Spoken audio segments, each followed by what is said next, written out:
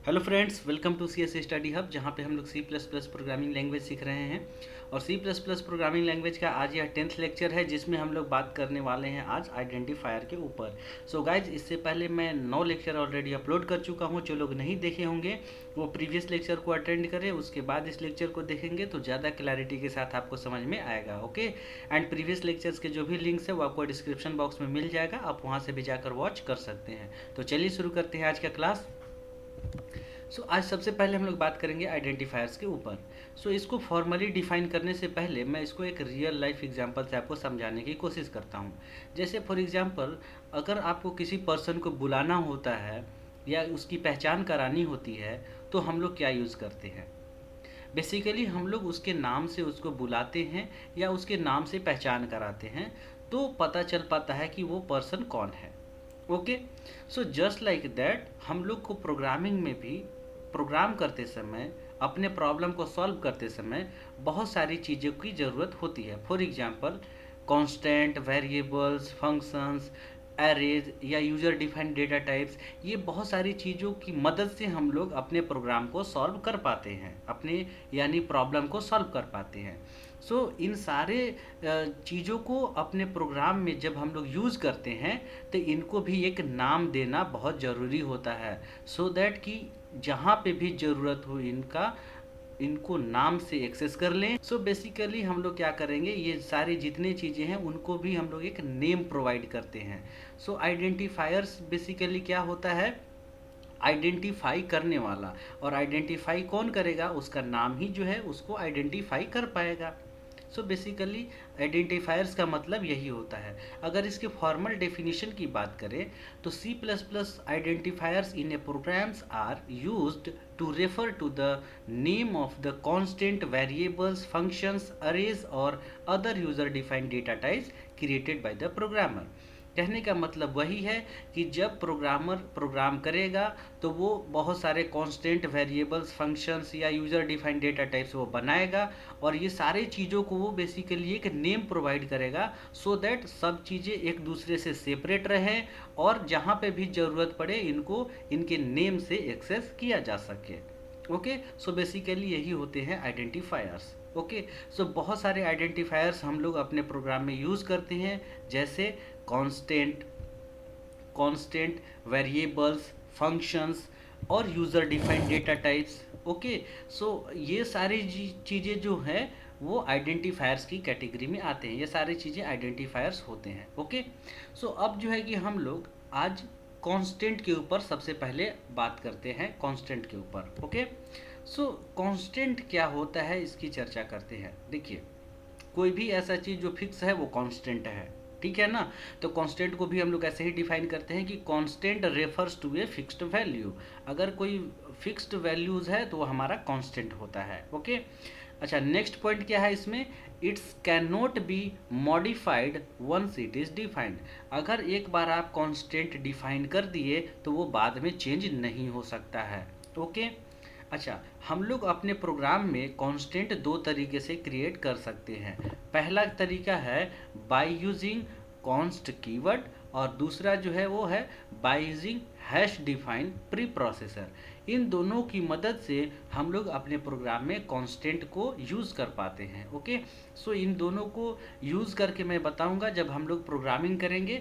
अभी कांस्टेंट सीख रहे हैं, इसके बाद वेरिएबल्स, डेटा टाइप्स और कीवर्ड्स जब सीख जाएंगे तो हम लोग जो है कि प्रोग्रामिंग पे जंप करेंगे, और वहाँ पे मैं इन सारी चीज़ों का यूज़ करके आपको प्रैक्टिकली बताऊँगा। ओके, अभी फिर हम लोग बात करते हैं कि कांस्टेंट के टाइप को देख लेते हैं कि कांस्टेंट कितना टाइप का होता है, किस प्रकार के होते हैं। ओके, देखिए, बेसिकली कांस्टेंट के दो टाइप होते हैं, एक प्राइमरी कांस्टेंट और दूसरा सेकेंडरी कांस्टेंट। ओके, और जो प्राइमरी कांस्टेंट होता है इसके भी तीन जो है कि पार्ट में इसको हम लोग डिवाइड करते हैं, या ये तीन प्रकार का होता है।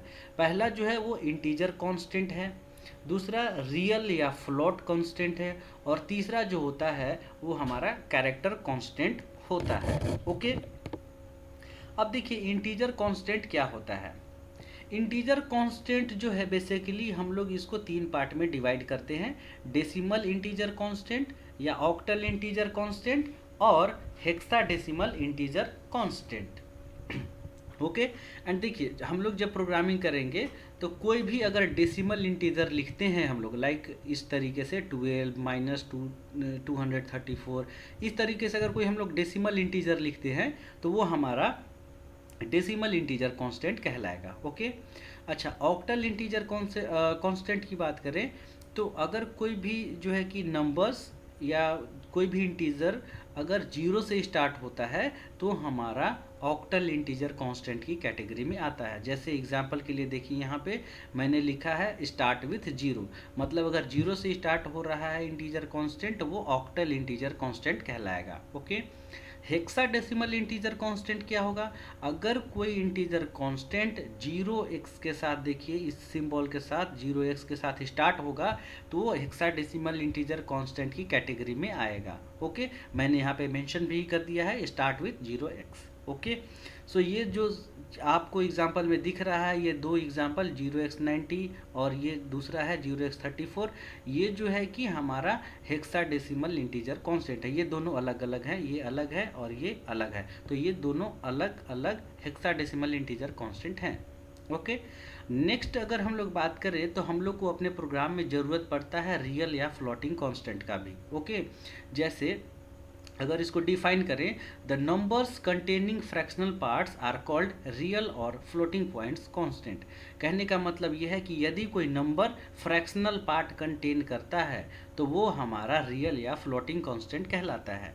जैसे फॉर एग्जांपल आप यहाँ पे देख सकते हैं 2.4, 3.4, -2.4 या -1.0, इस तरीके के जो भी नंबर्स हम लोग बनाएंगे अपने प्रोग्राम में, जो भी नंबर्स यूज होगा वो रियल या फ्लोटिंग कांस्टेंट की कैटेगरी में आएगा। ये सारे रियल कांस्टेंट कहलाते हैं, ठीक है ना। अच्छा नेक्स्ट हम लोग बात करते हैं कैरेक्टर कांस्टेंट के ऊपर। देखिए कैरेक्टर कांस्टेंट भी हम लोग अपने प्रोग्राम में यूज़ करते हैं।